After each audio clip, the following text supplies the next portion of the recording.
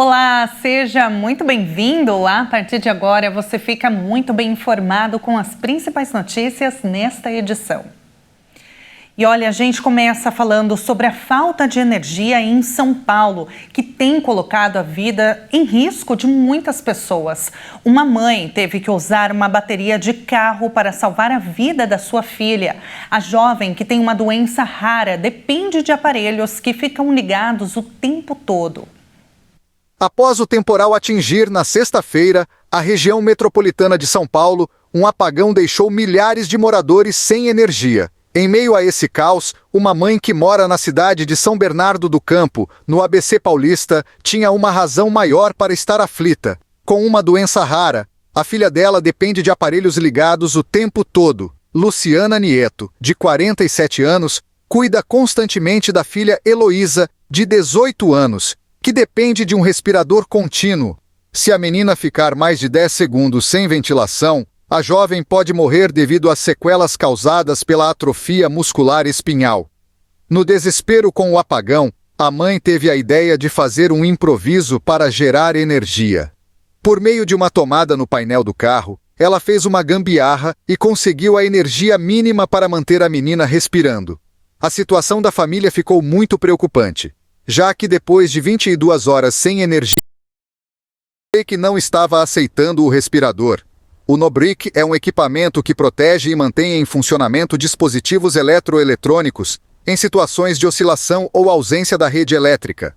Outros aparelhos essenciais, como o concentrador de oxigênio e o aspirador de secreção, também ficaram sem força. Luciana, então, usou várias extensões para conseguir levar aos equipamentos a energia da bateria do carro. Apesar de ser cliente prioritária da Enel, a família ficou horas sem resposta e previsão de retorno das ligações. Na casa, a energia só foi restabelecida no sábado à tarde. E olha, atualmente 8,5% da população mundial vive em situação de extrema pobreza. Isso é cerca de 700 milhões de pessoas. O dado faz parte do relatório divulgado pelo Banco Mundial. Vamos ver.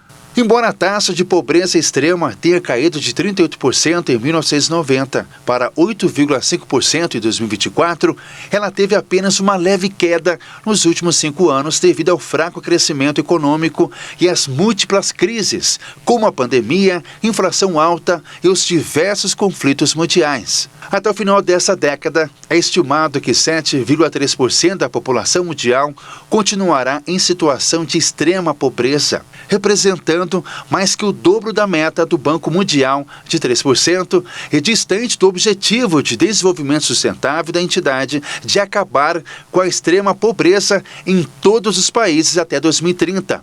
Entre 2024 e 2030, apenas 69 milhões de pessoas devem deixar esse quadro.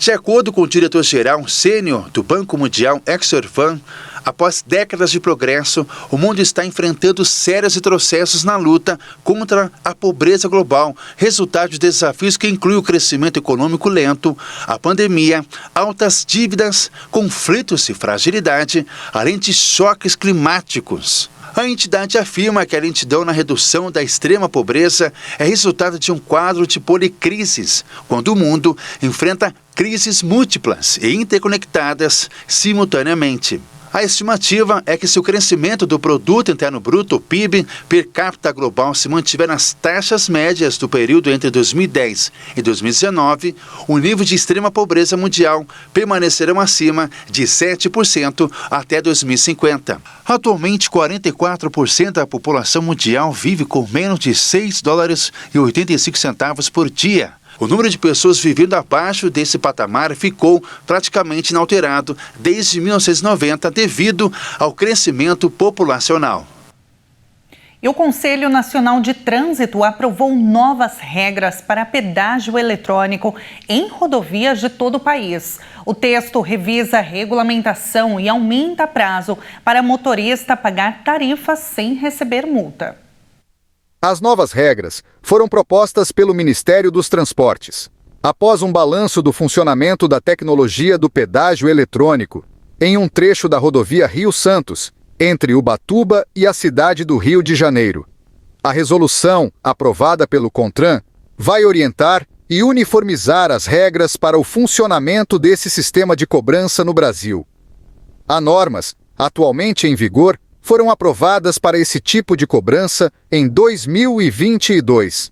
O pedágio eletrônico permite que motoristas passem por postos de cobrança sem a necessidade de parar ou reduzir a velocidade. Também possibilita que os veículos paguem uma tarifa correspondente ao trecho efetivamente percorrido na via. Entre as principais mudanças promovidas pelo texto aprovado pelo CONTRAN estão o aumento do prazo de pagamento da tarifa do pedágio, sem que o motorista receba multa, a criação de placas e símbolos para identificar nacionalmente o sistema de cobrança eletrônico e a centralização de dados em uma plataforma nacional que vai facilitar a cobrança e a notificação do pedágio ao motorista. O texto estabelece que o sistema de pedágio eletrônico, que pode ser instalado ao longo de rodovias do país e realiza a identificação veicular de forma semelhante à que já ocorre em radares. Segundo as regras, as imagens captadas deverão ser armazenadas por 90 dias, contados a partir da passagem do motorista pelo pedágio ou por 5 anos, caso o motorista seja multado por deixar de pagar a tarifa. E atenção, porque mais de R$1 bilhão deve ser repassado direto para a conta do trabalhador pelo Fundo de Garantia por Tempo de Serviço, o FGTS. O valor recorde é referente à recuperação de dívidas dos empregadores. Vamos ver. Pela primeira vez, a recuperação de dívidas dos empregadores com o FGTS de trabalhadores bateu a marca de R$1 bilhão no mês passado. O dinheiro recuperado pela Procuradoria-Geral da Fazenda Nacional até 30 de setembro deste ano chegou a R$1 bilhão e 270 milhões, quase o dobro de tudo que foi arrecadado no ano passado. Há uma década, a recuperação desses valores não passava de 224 milhões ao ano. O estoque das dívidas do Fundo de Garantia está hoje em cerca de 50 bilhões de reais. Entre elas, dívidas contraídas há 30 anos. Os valores recuperados são repassados diretamente para a conta do Fundo de Garantia por Tempo de Serviço dos trabalhadores. Muitos deles descobrem somente na hora da rescisão do contrato de trabalho que o empregador, empresas e pessoas físicas não tinha depositado o valor do fundo. A recuperação do FGTS inclui também casos de trabalhadores que estão com contrato de trabalho ativo, mas que o empregador não fez o depósito para o fundo. No início de cada mês, os empregadores são obrigados a depositar em contas abertas na Caixa Econômica Federal, em nome dos empregados, o valor correspondente a 8% do salário de cada funcionário. O fundo foi criado justamente com o objetivo de proteger quem é demitido sem justa causa, mediante a abertura de uma conta vinculada ao contrato de trabalho. E esta edição fica por aqui. Mais notícias você acompanha ao longo da nossa programação. Muito obrigada pela companhia e até a próxima.